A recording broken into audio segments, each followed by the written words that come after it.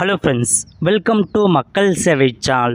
இன்றைக்கி நம்ம ஒரு சூப்பரான இன்ஃபர்மேஷன் பற்றி தான் பார்க்க போகிறோம். அதாவது தமிழக அரசு பொங்கல் பரிசு குறித்து ஒரு முக்கிய அறிவிப்பு வெளியிட்டிருக்காங்க. இப்போ இதை பற்றின மொத்த இன்ஃபர்மேஷன் தான் இந்த வீடியோ பார்க்க போகிறோம்.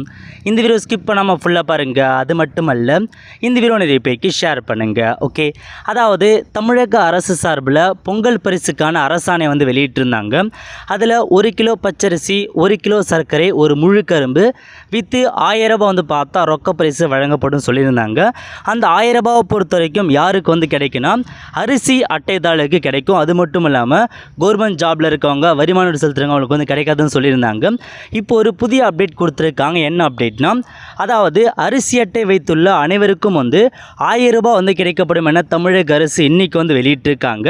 ஸோ இதை காரணமாக சொல்லியிருக்காங்கன்னா, அதாவது நிறைய பேர் டோக்கன் வாங்குறதுக்கு போயிருக்காங்க, அரிசி அட்டை தான் வச்சுருக்காங்க. இருந்தாலும் அவங்க வருமான வரி செலுத்தல, கவர்மெண்ட் ஜாப்ல இல்லை, அவங்களுக்கு டோக்கன் இல்லைன்னு சொல்லி அனுப்புனாங்க. அதன் காரணமாக நிறைய பேர் அரசுக்கு புகார் அளித்தாங்க. அதன் காரணமாக இன்றைக்கி என்ன சொல்லியிருக்காங்கன்னா, அனைத்து அரிசி அட்டைதாளுக்குமே 1000 ரூபாய் கொடுக்குறாங்க. எந்த விதமான ரெஸ்ட்ரிக்ஷனுமே கிடையாது. நீங்கள் அரிசி அட்டை வச்சு தான் கண்டிப்பாக உங்களுக்கு 1000 ரூபாய் இருக்க போது.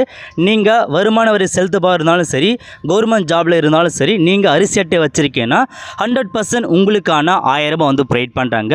இதுதான் உங்களுக்கான அப்டேட்டாக வெளியிட்டிருக்காங்க. அவ்வளோ ஃப்ரெண்ட்ஸ், கண்டிப்பாக இந்த வீடியோ லைக் பண்ணுங்கள். அது மட்டுமல்ல, இந்த வீடியோ நிறைய பேருக்கு ஷேர் பண்ணுங்கள்.